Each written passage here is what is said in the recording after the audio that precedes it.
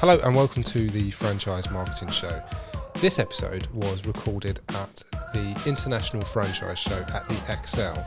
So although we use some really good microphones, there is some background noise going on, so there's some announcements going on because obviously it was a really busy show. But the content is absolutely fantastic. I really enjoyed recording these interviews and I hope you enjoy watching/listening to them as well. Enjoy.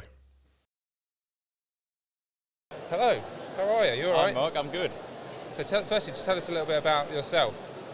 Me? Well, I guess to start with, my name's Tim Morris. I am the founder of a business called Pinnacle Franchisee Growth Experts.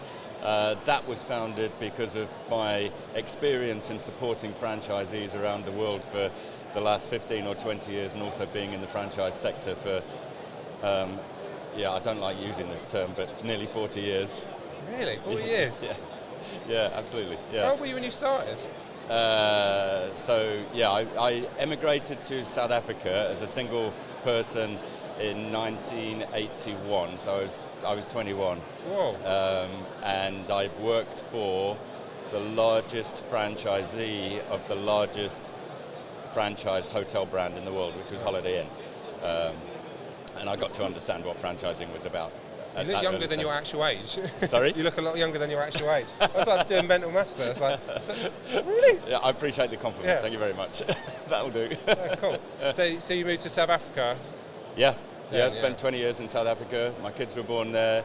I owned my first business in South Africa after being in the hotel industry for 15 years and bought a quick print franchise. Yeah.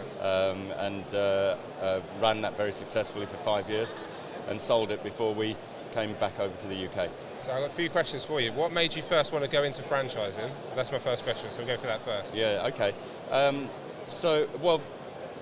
Like all of us in franchising, I fell into it. I was a professional hotelier to start with. That was my chosen career. But because I joined working for Holiday Inns, I got to understand the power of franchising.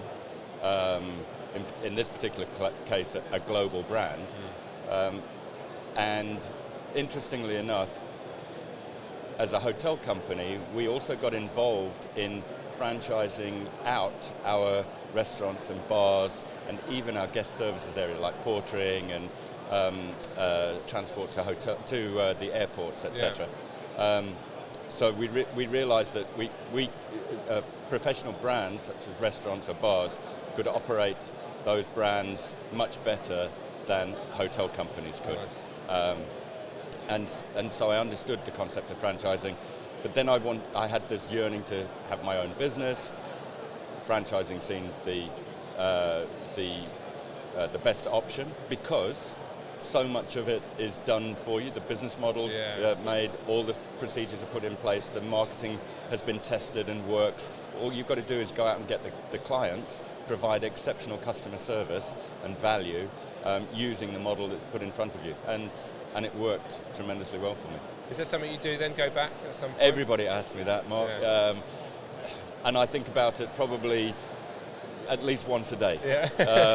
But, you know, my daughter lives in Canada, who's also in franchising. My son lives here in the UK. I've got a grandson here. It just wouldn't be. Yeah. But I'm a South African citizen, so I can go back at any time and visit, and lots of friends. Yeah. So when you came back to the UK, what did you do then? What was the plan then? So then I thought, oh well, I know how to run a business. I've run a franchise business, and I thought, can it be that difficult to run my own business without a brand behind me? So I took my hospitality skills and I invested in what ultimately became 4 pubs and restaurants, one with a small hotel attached to it as well. Wow, it was hard work. It was hard work. It worked for us, but it was hard work. The reason being, we had to devise all the systems, we had to plan all the marketing, test whether it worked or not, all the processes, the standard operating procedures, we had to do all that. So it took a lot more effort to do it on my own without the backing of a franchisor than the other way around. And so we divested out of that after 4 years. I was very, very tired at the end of it. But it was okay. But then that's when I moved into supporting franchisees, working with franchisors. Okay. Yeah. So what is it you do now then? Tell us a bit about So Pinnacle is a result of me working for franchisors, helping many franchisees around the world achieve their aspirations. Yeah. But I recognized a number of years ago that every franchise brand has top-performing franchisees. It's quite obvious. You'll always have some that are better in terms of revenues than others, but some either have the capability that's not being utilized or the aspirations to really punch through the ceiling of what the business model was originally built for. And most franchisors have a challenge in supporting those top-performing franchisees because they're busy dealing with all of their other franchisees. And these, I recognized, as I say, a number of years ago, that these real top performers, they need support in things like really solid business planning, strategic planning, exit planning. Some of them, how to build, whether they become multi-unit within their existing brand, or whether they plan to build vertically and possibly go multi-brand with the blessing of the franchisor, of course. But helping these franchisees really become business people in their own right.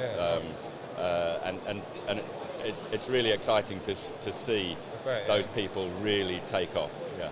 You mentioned that some of them might not have the desire to go that next level. What is it that you do that helps them sort of find that and realise that that's what they want to do? It's not necessarily the desire. It's they've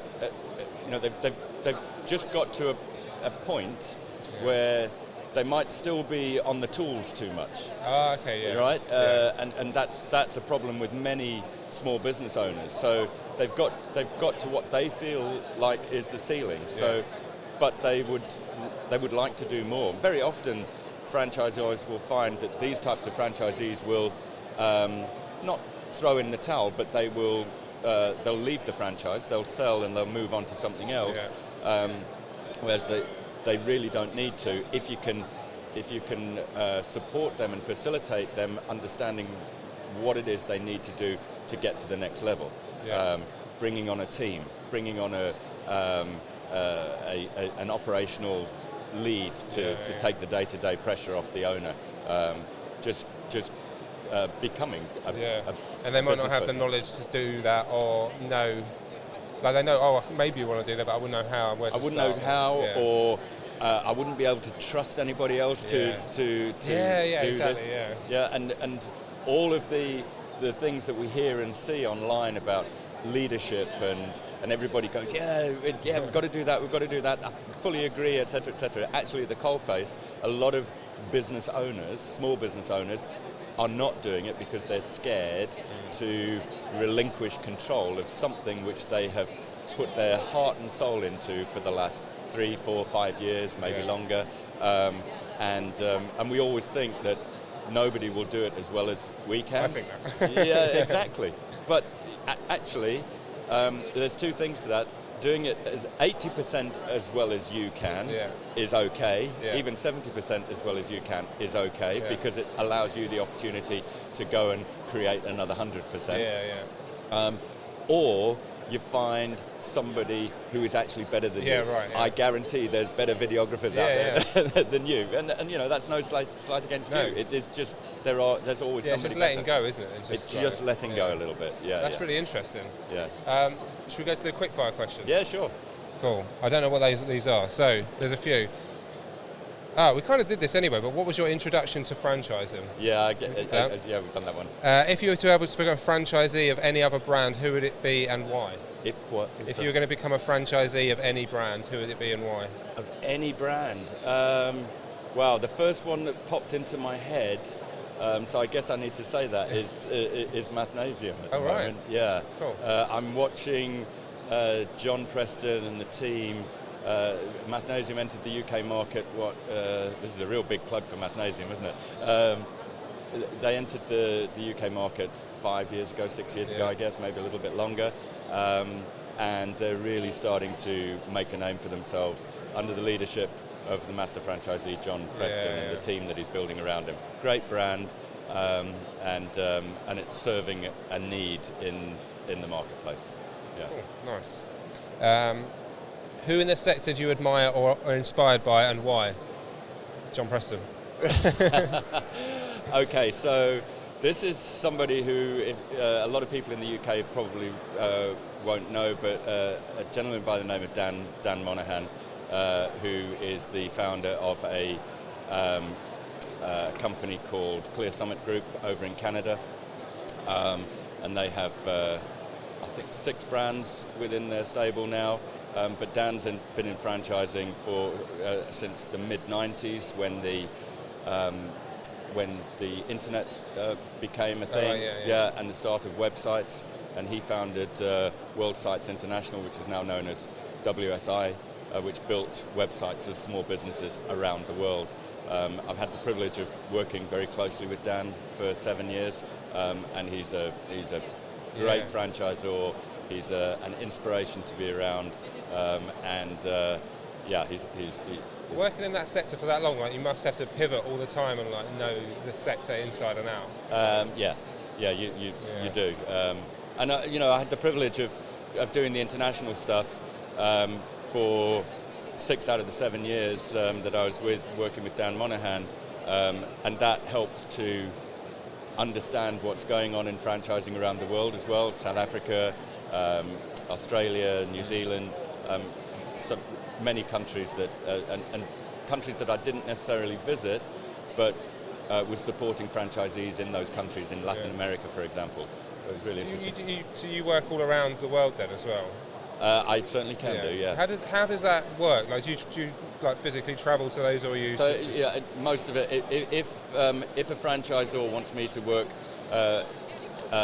in front of franchisees face to face, generally I would do that once a year and do a fly out to their annual conference and work with them there, and then all other meetings would be via online. That felt like a really naive question from me.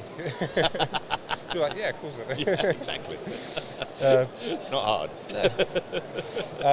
What do you enjoy most about being part of the franchise community? Oh, wow. I could go on all day about this. Collaboration, networking, it's an incredibly supportive community.